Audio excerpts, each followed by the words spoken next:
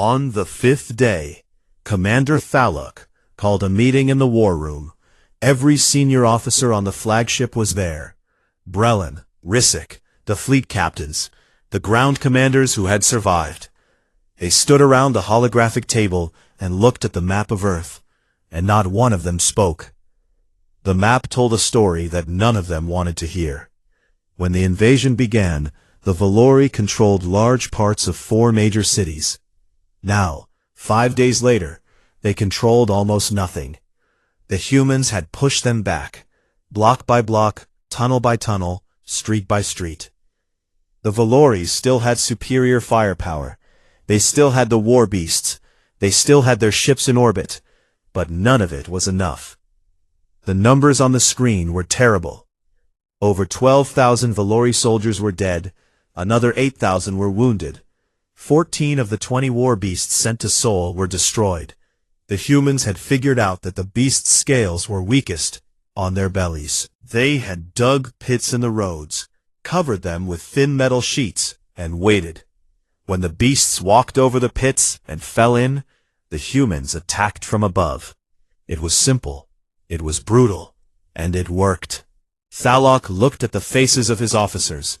He saw something he had never seen in them before. It was not fear exactly. The Valori did not have a word for what it was, but it was close. It was the look of creatures who had always believed they were the strongest things in the universe, and were now learning that they were wrong. "Give me options," Thalok said. His voice was flat. He was tired. He had not eaten in 2 days, and his yellow eyes had lost some of their brightness. Brelin stepped forward.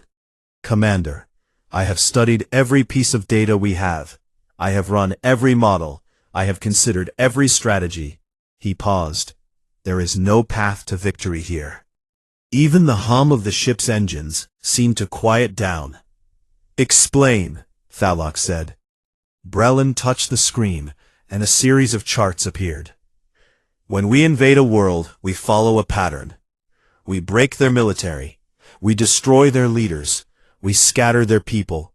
Within days, the will to fight disappears, and the planet surrenders. This pattern has worked on every world we have ever taken." He looked directly at Thalok. "It does not work here." He pointed at the charts. "We have killed their soldiers, and more soldiers appear. We have destroyed their buildings, and they fight from the rubble. We have targeted their leaders, and new leaders rise within minutes. We have used our most devastating weapons, and they respond by finding new ways to fight.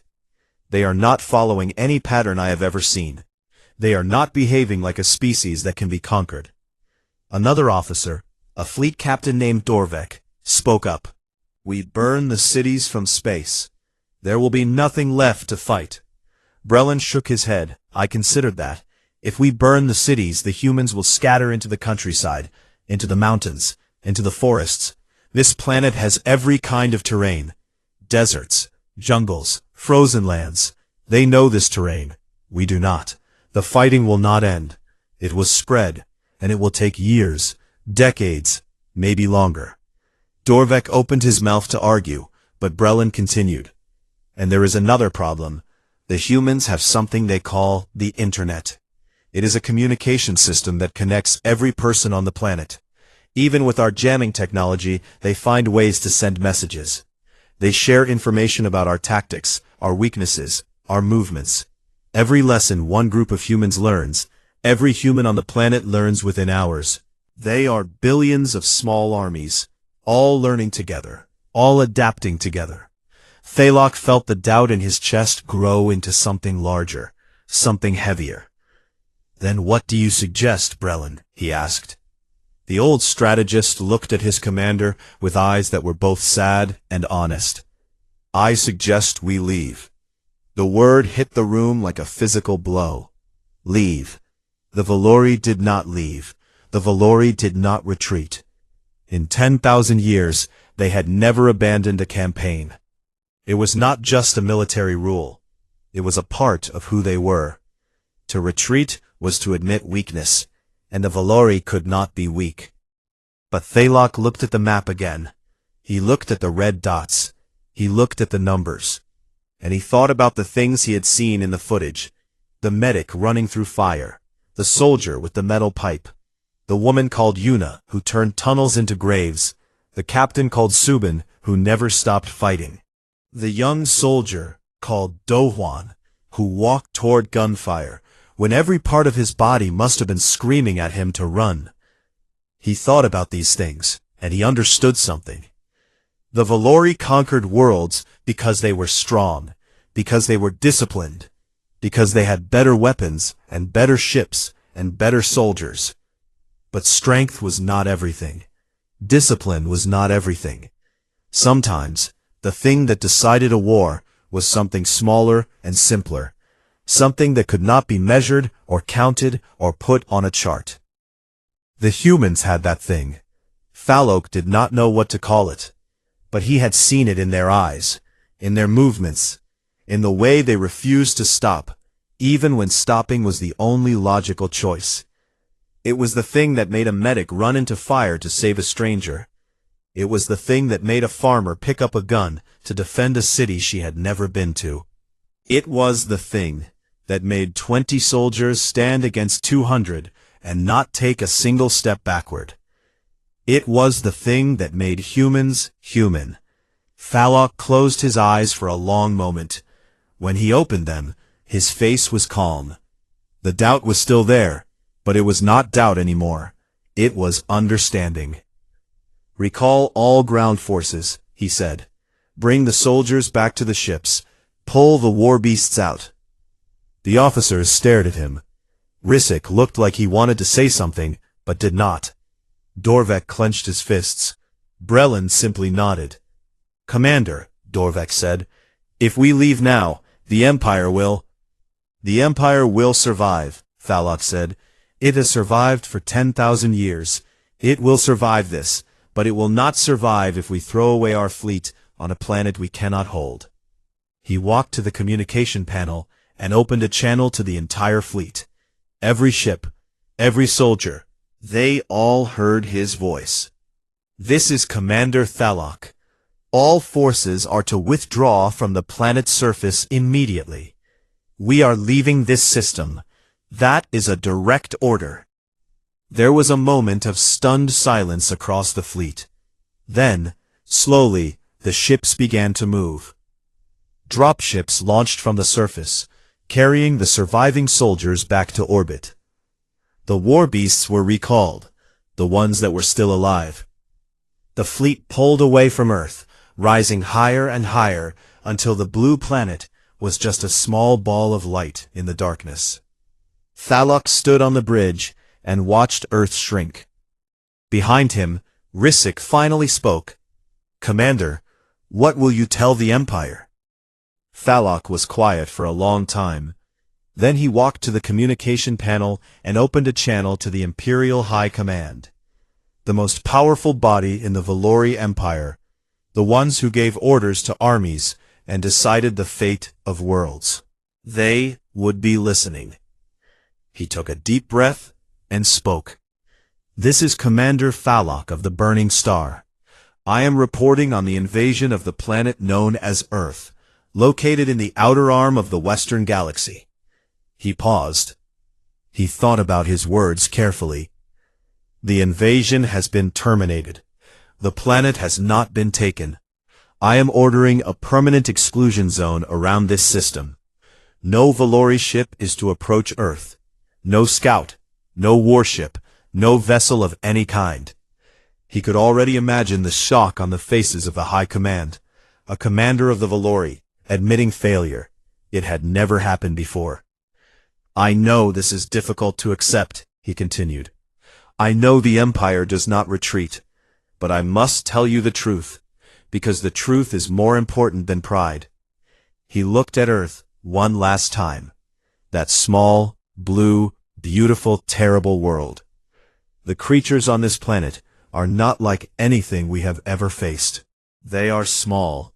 They are fragile.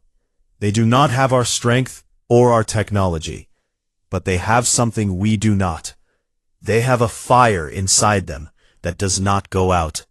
You can burn their cities, you can kill their soldiers, You can take everything they have, and they will still fight. Not because they think they can win, but because fighting is what they are. His voice dropped lower. They do not surrender.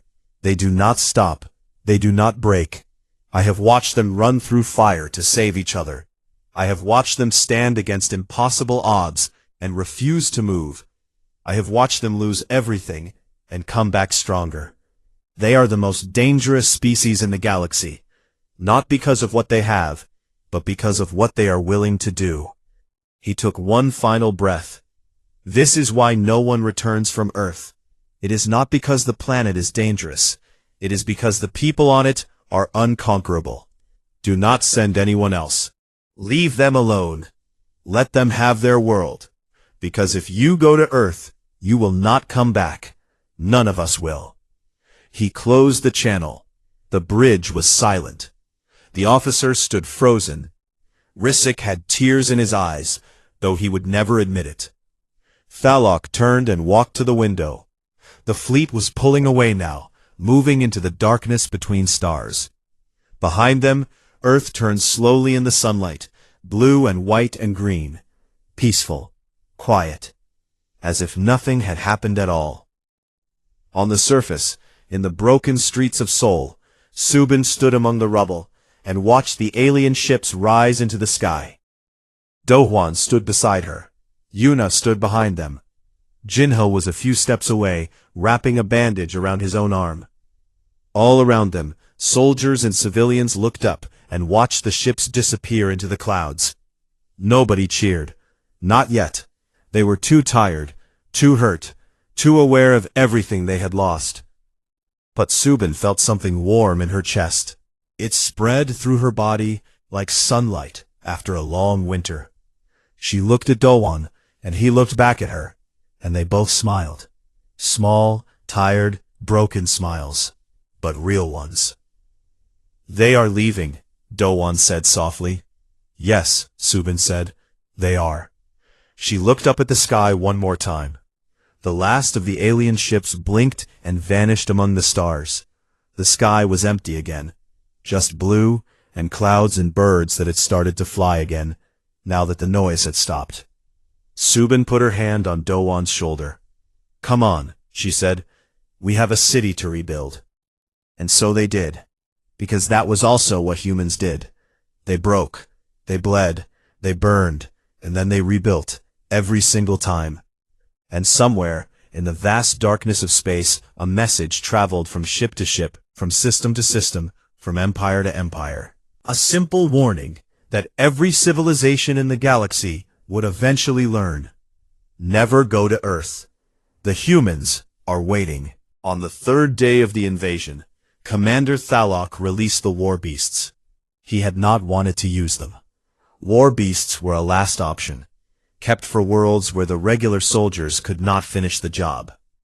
In 10,000 years, the Valori had only used them a handful of times. They were expensive, they were difficult to control, and they left very little behind. But Thalok was running out of patience. The humans had held their ground for 2 full days. Every city the Valori attacked was still standing. Every position they tried to take was defended. The humans were losing people, yes, but they kept coming. More soldiers, more fighters, even the ones who were not soldiers. Farmers, teachers, shop owners, ordinary people with ordinary lives who had picked up weapons and joined the fight. It made no sense to Thalok. On every other world, the civilians hid. They ran. They waited for it to be over. But on Earth, the civilians became soldiers. So he opened the cages. The war beasts were terrible things. They stood on 4 legs, each one as thick as a tree. Their bodies were covered in dark scales that could stop most weapons. Their mouths were wide and full of teeth that could cut through steel. They were fast, much faster than they looked, and they were driven by a hunger that never stopped. The Valori had found them on a dead world long ago, and had bred them for war.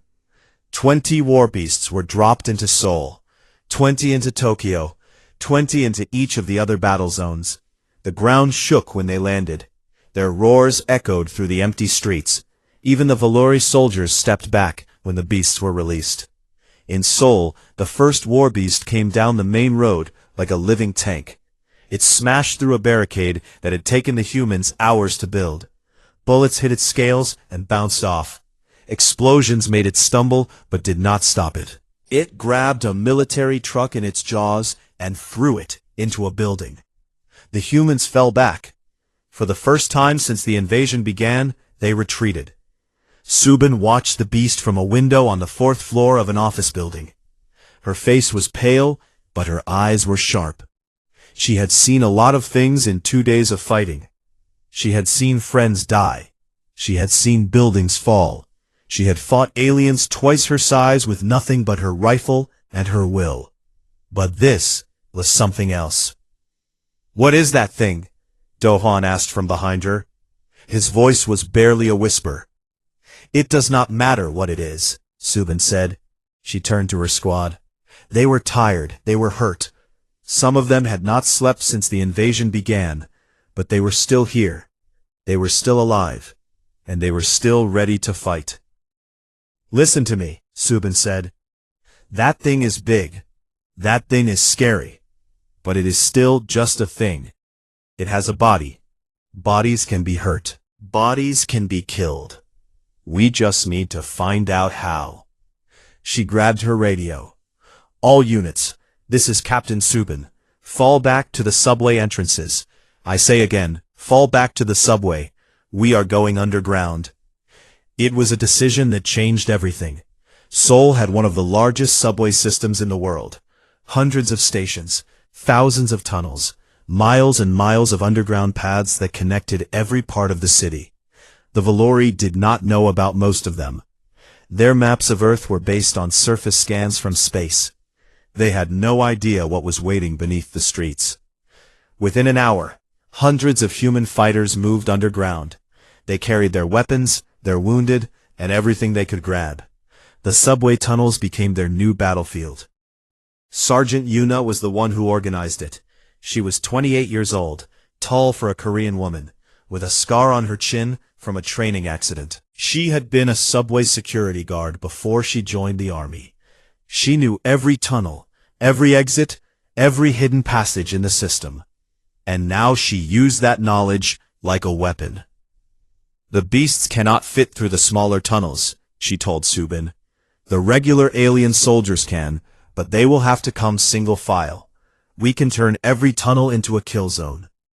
Subin looked at the map of the subway system that Yuna had drawn on a piece of cardboard. It was detailed and precise. Every station, every connecting tunnel, every emergency exit. "You know this place well," Subin said. Yuna nodded. "I walk these tunnels every day for 4 years. I know them better than I know my own apartment." They got to work. Yuna placed fighters at every major junction. She set up traps in the narrow tunnels, using wires, broken glass, and pieces of metal. She turned old maintenance rooms into medical stations, where Jinho and the other medics could work. She even set up rest areas, where fighters could sleep for an hour before going back to the line. It was not pretty. It was not comfortable. The tunnels were dark and cold, and smelled like dust and oil. But they were safe, and more importantly, they were deadly. When the Valori soldiers finally came underground, they walked into a nightmare. The first squad entered a tunnel near the main station. They moved slowly, their plasma rifles glowing green in the darkness. They were big, and the tunnel was narrow. They had to bend their heads to fit. Their armor scraped against the walls. They walked for about 200 meters before the lights went out. The humans had cut the power to that section of the subway. The tunnel went completely dark. The Valori could see in low light, but not in total darkness. Their yellow eyes searched the blackness for movement, but there was nothing to see. Then the shooting started. The humans hit them from both ends of the tunnel. Muzzle flashes lit up the darkness like lightning. The sound was deafening in the enclosed space. The Valori tried to fire back, but in the narrow tunnel, they could not spread out. They could not use their size. They could not even turn around. They were packed together like animals in a cage. It was over in minutes. Yuna moved through the tunnels like a ghost. She knew every shortcut, every connecting passage, every place where one tunnel met another. She led her teams through routes the Valori could never find, striking fast and then disappearing before the aliens could respond. Above ground, the war beasts roamed the empty streets, roaring and smashing things, but they had nothing to fight. The humans were below them. And when the Valori tried to send their soldiers underground, those soldiers did not come back. The same pattern repeated across the world. In Tokyo, the humans used the city's subway and sewer systems. In Berlin, they used the old underground bunkers that had been built decades ago. In Chicago, they used the tunnels beneath the downtown area.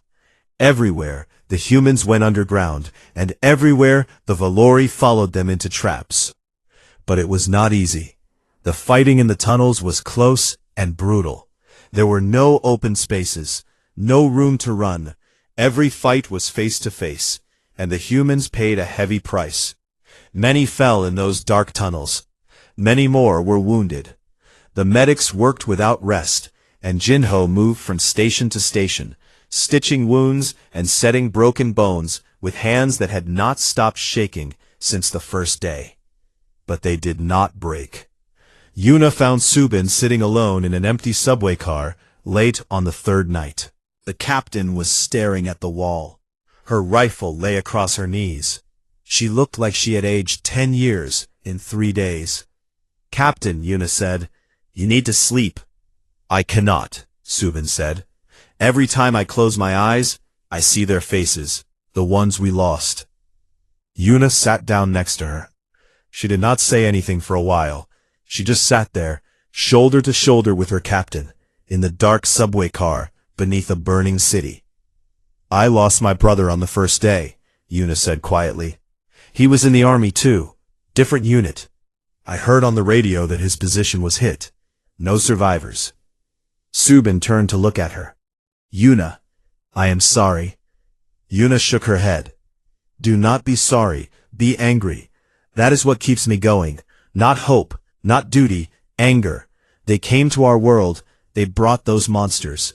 And now, I am going to make them pay for every single step they take on our soil." There was a fire in her eyes that Subin had never seen before. It was not madness. It was not hate. It was something cleaner than that. It was the fierce, burning love of someone who had lost everything, and decided that the only way to honor that loss was to fight. Subin nodded slowly. She picked up her rifle and stood up. "Then let us go make them pay," she said. They walked back into the tunnels together. Above them, the war beasts howled at the empty sky. Below them, in the dark, the humans waited. On the flagship, Thalok received the reports from the underground battles. He read them once. He read them twice. Then he threw the screen across the room. "How?" he shouted. "How are they still fighting? We sent the beasts. We sent our best soldiers. We have burned their cities, and still they fight." No one could, because the truth was something the Valori had never faced before. The truth was simple and terrifying. The humans were not fighting to win. They were fighting because fighting was what they did. It was in their blood. It was in their bones. It was the thing that had kept them alive for thousands of years on a world that tried to kill them every single day. They were not going to stop. And deep in the tunnels beneath Seoul, a young soldier named Dohan loaded his last magazine into his rifle, took a deep breath, and walked toward the sound of gunfire. Because that was what humans did. They walked toward the fire. Commander Thalok had not slept in 2 days. He stood in the war room of his flagship and stared at the holographic map of Earth. Red dots covered the surface. Each red dot was a battle. Each battle was a failure. His officers stood around the table in silence. No one wanted to speak first. No one wanted to be the one to say what everyone already knew. The invasion was not going well. Thalok pressed a button, and the map zoomed into a city the humans called Sol. The footage from the ground cameras began to play. He watched his soldiers march through the streets. He watched them get ambushed. He watched them fall. He watched it happen again and again, in different streets, in different cities, on different continents. The pattern was always the same. The Valori would advance, and the humans would hit them from the sides, from above, from below, from places that should have been empty. "How?" Thalok said, his voice low and rough. "How are they doing this?" His chief strategist, a Valori named Brelin, pulled up a data file. Brelin was old, older than Thalok, and he had studied warfare for most of his life. He had helped plan the conquest of 80 worlds. He was calm where Thalok was angry, and careful where Thalok was bold. But even Brelin looked worried now. "Commander," Brelin said, "I have studied the footage from every engagement so far. I believe I understand part of the problem." He touched the screen, and a new video began to play. It showed a street in Seoul, filled with smoke and fire. Valori soldiers were pushing forward, firing their plasma rifles. Then the camera caught something. A human, small, thin, wearing simple green clothes and a white band on his arm, was running through the open street. Plasma bolts flew past him, burning holes in the ground. But the human did not stop. He did not run away. He ran toward the danger. "Who is that?" Thalok asked. "His name is Jinho," Brelin said. "He is a field medic. That means his job is to help wounded soldiers." On the screen, Jinho reached a fallen human soldier. The soldier was hurt badly. His leg was burned, and he could not move. Jinho grabbed the soldier under the arms and started to drag him back toward cover. A plasma bolt hit the wall above his head. Pieces of stone fell on him. He did not stop. He kept pulling. Another bolt hit the ground near his feet. He did not stop. It took him nearly 2 minutes to drag the wounded soldier to safety behind a broken wall. 2 minutes in the open, under fire, with no weapon in his hands. When he finally got behind cover, he immediately began treating the soldier's wounds. His hands were steady. His face was focused. He did not even look tired.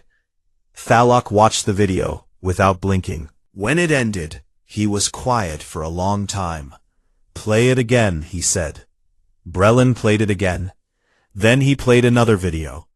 This one showed a different city, a place called Chicago. A group of humans was trapped in a building. The Valori had surrounded them. There was no way out. On any other world, this would be the moment the enemy gave up. They would drop their weapons and wait to be captured. That was what every other species did when the situation was hopeless. The humans did not give up. They fought from every window. They used furniture as shields. When their guns ran out of bullets, they threw heavy things. When they ran out of things to throw, they fought with their hands. The Valori broke through the front door and found a human standing there with nothing but a metal pipe. He swung it at the first alien who walked in. It did nothing against the armor. The alien knocked him down. But the human got up and swung again. He got up 3 times before he finally could not get up anymore. Thalok stared at the screen. He had seen bravery before. Every species had its brave ones.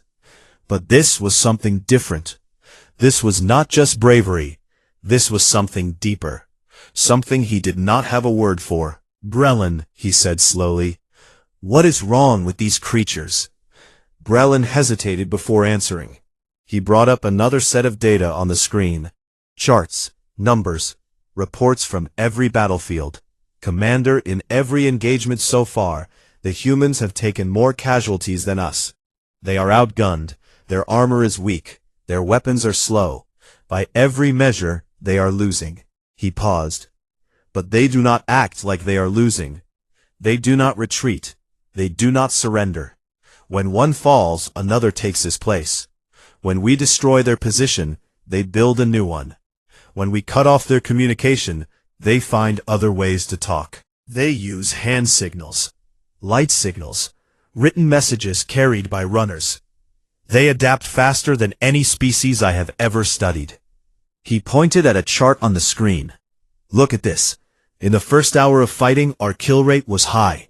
Very high. But by the second hour, it dropped. By the third hour, it dropped again. The humans were learning. They were studying our tactics, our weapons, our movements, and they were changing their approach in real time. Thalok felt the doubt in his chest grow a little bigger. He pushed it down. He was a commander of the Valori Empire. He did not feel doubt. What about their leadership, he asked. Brelin brought up a list of names and ranks. Their military structure is similar to ours in some ways. They have commanders, officers, and soldiers. But there is one key difference. He pointed at the screen. When we kill a Valori squad leader, the squad falls apart. They wait for new orders. They lose direction. When the humans lose a leader, someone else steps forward, immediately, without being told. A soldier becomes a leader. A medic becomes a fighter. A civilian picks up a fallen weapon and joins the battle. He turned to Thalok. Commander, they do not have a chain of command in the way we understand it. They have something else, something more flexible. It is as if every single human carries the will of their entire species inside them. The room was very quiet. The officers around the table shifted uncomfortably. These were warriors who had conquered planets, and they were hearing something that made them nervous. Thalok walked to the window of the war room and looked down at Earth. The planet turned slowly below him, blue and white and green. It looked so peaceful from up here, so harmless. But he was beginning to understand that the surface of this world was a lie. Show me more of the medic, he said. Brelin played another video. This one was from later in the same battle. Jinho was still working. He had been moving through the streets for hours, dragging the wounded to safety, treating their injuries, and sending them back to fight when he could. In one part of the video, he ran across an open intersection, while Valori soldiers fired at him. He made it to the other side, grabbed a wounded woman, and carried her on his back for 2 blocks.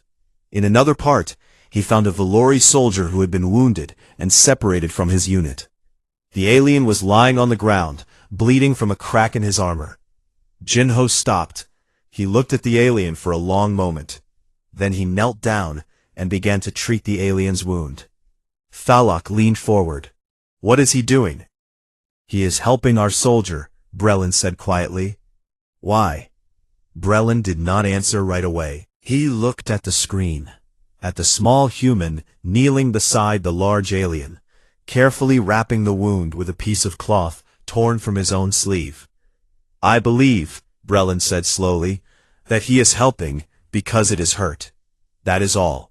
It does not matter to him that the creature is his enemy. He sees something in pain, and he tries to stop the pain. Thalok watched the video until it ended. Then he stood very still for a long time. The other officers waited. No one moved. Finally, Thalok spoke. His voice was quieter than before. Brelin, in all your years of study, in all the worlds we have taken, have you ever seen a species like this? Brelin shook his head. No, Commander, I have not. Thalok turned back to the window. He looked at Earth again, and this time he did not see a small blue planet. He saw something else, something he could not quite name. It was not fear. Valori did not feel fear. But it was something close. We need to change our strategy, he said. What we are doing is not enough. Risek, who had been silent all this time, finally spoke up. Commander, if I may, perhaps we should consider leaving. We have lost more soldiers in 2 days on this planet than we lost in the entire campaign against the Drellics. This world is not worth the cost. Thalok looked at Risek with cold eyes. The Valori do not retreat, he said. Not from primitives. Not from anyone. But even as he said the words, he was not sure he believed them anymore, because the footage kept playing in his mind. The medic running through fire, the soldier with the metal pipe getting up again and again. The humans who refused to stop, even when everything told them they should. For the first time in his long life, Thalok wondered if maybe there were some things in the universe that could not be conquered. He shook the thought away and began planning the next attack. But the thought did not leave. It stayed in his mind like a splinter, small, sharp, and impossible to ignore. The Valori ships came down from the sky like burning stars. They broke through the clouds with a sound like thunder, and the ground shook beneath them. The first wave landed in 4 cities at the same time: Seoul, Tokyo, Berlin, and Chicago.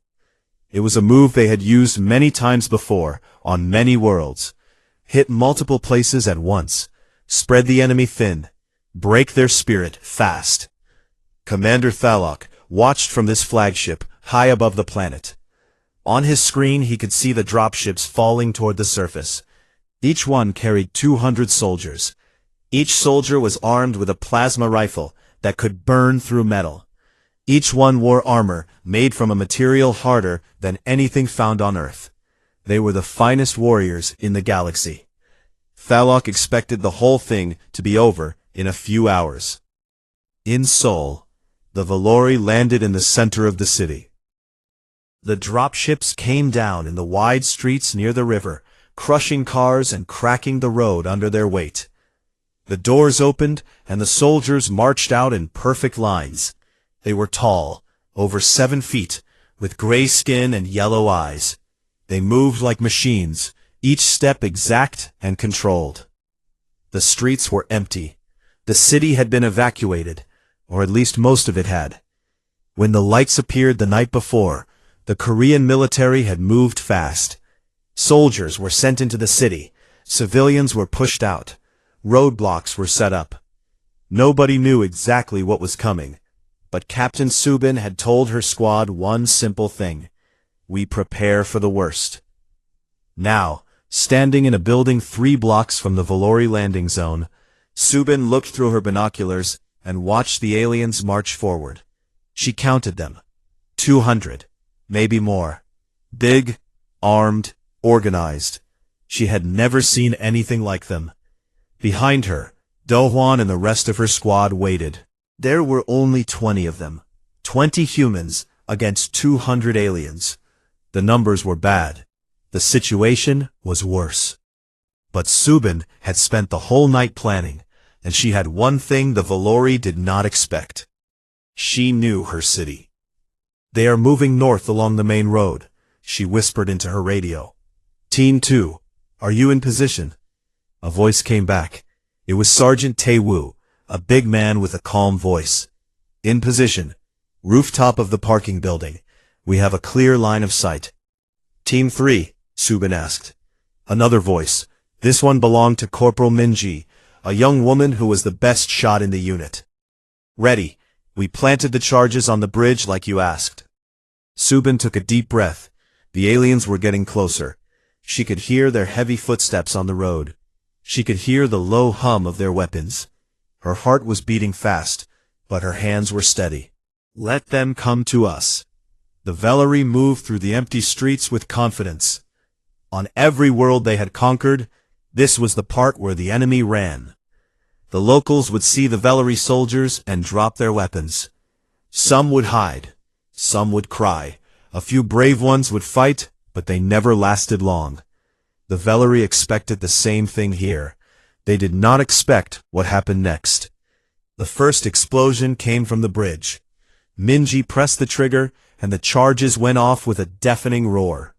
The bridge collapsed, and the front line of Valori soldiers fell with it, crashing into the river below. Before the dust even settled, gunfire erupted from 3 directions. From the rooftop, Tae-woo and his team opened fire with heavy machine guns. The bullets hit the Valori armor, and, to the surprise of the humans, many of them bounced off. But not all of them. The armor was strong, but it was not perfect. Shots to the joints, the neck, the gaps between plates, those went through. And the humans learned this fast. "Aim for the joints," Subin shouted into the radio. "The armor has gaps. Hit them where the plates meet." The humans adjusted. Within seconds, their shots became more accurate. Valori soldiers started to fall. 1, then 2, then 5. The aliens were shocked. They had never faced a species that adapted so quickly in the middle of a fight. The Valori commander on the ground, a squad leader named Voroth, shouted orders to his soldiers. They raised their plasma rifles and fired back. The plasma bolts were bright green, and they burned through walls like paper. One bolt hit the building where Team 2 was hiding, and the entire corner of the roof exploded in fire and smoke. But Taewoo and his team had already moved. They had learned something important in their training. Never stay in one place for more than a few seconds. Shoot and move. Shoot and move. Subin led her team through the alleys and side streets, hitting the Valori from angles they did not expect.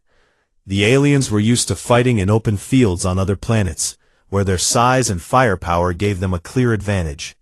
But here, in the narrow streets of Seoul, between the tall buildings and the underground passages, their size was a problem. They could not move fast enough. They could not turn fast enough. And every time they tried to chase the humans, they ran into another trap. Dohan fired his rifle from behind a flipped car. His hands were shaking, but he kept shooting. He saw a Valori soldier turn toward him, its yellow eyes glowing, and for a moment he froze. The thing was huge. It was like looking at a monster from a nightmare. But then he heard Subin's voice in his earpiece. "Dohan, move left. Now." He moved. A plasma bolt hit the car where he had been standing a second before. The car melted. Dohan did not look back. He ran down the alley, turned the corner, and found a new position. He kept fighting. The battle lasted 3 hours. 3 hours of gunfire, explosions, smoke, and chaos. The Valori had better weapons, they had better armor, they had more soldiers. But the humans had something the Valori did not understand. They had teamwork. Real teamwork. Not the kind that comes from following orders, but the kind that comes from trust. Subin trusted Taewoo to cover her. Taewoo trusted Minji to watch his back. Minji trusted Dohwan to hold his position. And Dohwan trusted Subin to get them all home alive. They moved like fingers on the same hand. By the time the sun went down, the Valori had lost 3 battalions, over 600 soldiers, dead or wounded. The streets of Seoul were filled with wreckage, both human and alien. But the city was still standing, and the humans were still fighting. The same story played out in Tokyo, in Berlin, and in Chicago. Everywhere the Valori landed, they met resistance. Not the weak, scattered resistance they were used to from other species. This was organized. This was fierce. This was personal. High above the planet, Commander Thalok stared at his screen in silence. The numbers did not make sense to him. He had sent his best soldiers to 4 cities. He had expected victory in hours. Instead, he had lost thousands of troops and gained nothing. Rissik stood behind him, too afraid to speak. But he did not need to say anything. The look on Thalok's face said it all. For the first time in his long career, the commander was confused. "They are primitives," Thalok whispered, more to himself than to anyone else. "They use chemical weapons, simple metal bullets. They have no shields, no energy weapons. How are they doing this?" Rissik swallowed hard. "Commander," he said quietly, "maybe the scouts did not disappear because of engine failure." Thalok turned his yellow eyes toward his second officer. He said nothing, but deep inside his chest, in a place he did not want to look, a small and unfamiliar feeling began to grow. It was doubt. On the ground, in the broken streets of Seoul, Subin sat against a wall and cleaned her rifle. Her hands were cut and burned. Her uniform was torn. She was exhausted. But she was alive. Her squad was alive. And tomorrow, when the aliens came again, they would be ready. Do-won sat next to her and handed her a bottle of water. She took it without a word and drank. "Captain," he said after a long silence, "do you think we can win?" Subin looked at him. Her eyes were hard but kind. She thought about the question for a moment. Then she said something that Do-won would remember for the rest of his life. "I do not know if we can win," she said. "But I know we will not lose. Not today, not tomorrow, not ever. Because this is our home, and no one takes our home." Do-won nodded. He did not say anything more. He did not need to. He leaned his head back against the wall, closed his eyes, and listened to the distant sound of sirens. Somewhere out there, the aliens were regrouping. Somewhere out there, another fight was coming. But for now, in this broken street, in this burning city, the humans rested, and they waited. Because that was the thing about humans. They always got back up. The Valori Empire had ruled the stars for over 10,000 years. They had taken more than 1,000 worlds. Some fell in days, some fell in hours. No species had ever truly stopped them. Their ships were fast, their weapons were powerful, their soldiers were tall, strong, and trained from birth to fight. In the entire history of their empire, they had never lost a war, not once. So when 3 scout ships disappeared near a small blue planet at the edge of a quiet galaxy, no one in the empire was worried. Not at first. The planet was called Earth by the creatures who lived on it. It sat in a part of space that most civilizations avoided, not because it was dangerous, not because it was important, simply because no one ever came back from it. Commander Thalok stood on the bridge of his flagship, the Burning Star, and looked at the report on his screen. 3 ships, 12 crew members, gone. No signal, no wreckage, no final message. He read the report twice, then closed it. He was not a creature of fear. He was a creature of war. "It is nothing," he said to his second officer, a younger Valori named Risik. "The scouts probably hit an asteroid field, or their engines failed. These things happen." Risik did not look so sure. He was younger than Thalok, and he still believed in caution. "Commander," he said, "this is the 9th group we have lost near that planet. 9 groups in 200 years. Every time we send someone to look at Earth, they vanish." Thalok turned his cold eyes toward Risik. The commander was tall even for a Valori. His skin was dark gray, and his eyes were a pale yellow. He had fought in 30 campaigns across the galaxy. He had burned cities and broken armies. A missing scout ship did not scare him. "Then we will not send scouts," Thalok said simply. "We will send the fleet." Risik opened his mouth to argue, but he saw the look in the commander's eyes and stayed quiet. Thalok had already made his decision. There was no changing it now. Within 3 days, the Valori assembled one of their largest invasion forces. 200 warships, 50 troop carriers, tens of thousands of soldiers. Enough power to flatten a continent. They had used smaller forces to conquer entire civilizations. This, Thalok believed, was more than enough for one small planet. As the fleet prepared to leave, Thalok stood in the war room and studied everything the Valori knew about Earth. It was not much. The planet had 1 star. It had 1 moon. It was covered mostly in water. The creatures who lived there called themselves humans. They were small. They had no claws, no fangs, no natural armor. They could not see in the dark. By every measure the Valori used to judge a species, humans were weak. But there was one thing in the report that made Thalok pause for just a moment. A single line, written by an analyst long ago. It said, "Humans are the only known species that wages war against itself." Thalok read that line 3 times. Then he laughed. A species that fought itself? That was not strength. That was madness. He closed the file and walked to the bridge. The fleet jumped into faster-than-light travel and moved across the galaxy like a dark cloud. Inside the ships, soldiers checked their weapons and armor. Pilots ran through their attack plans. Everyone was calm. Everyone was confident. They had done this 1,000 times before. On the other side of the galaxy, on the planet Earth, it was a quiet Tuesday evening in Seoul. A young soldier named Do-hwan was sitting on the rooftop of his military base, eating rice and looking at the sky. He was 23 years old. He had short black hair and tired eyes. He had joined the army 2 years ago because he did not know what else to do with his life. He was not a hero. He was not special. He was just a regular soldier who followed orders and tried not to get in trouble. The night was clear. The stars were bright. Do-hwan liked looking at them. It made him feel small, but in a good way. Like his problems did not matter so much when compared to the size of the universe.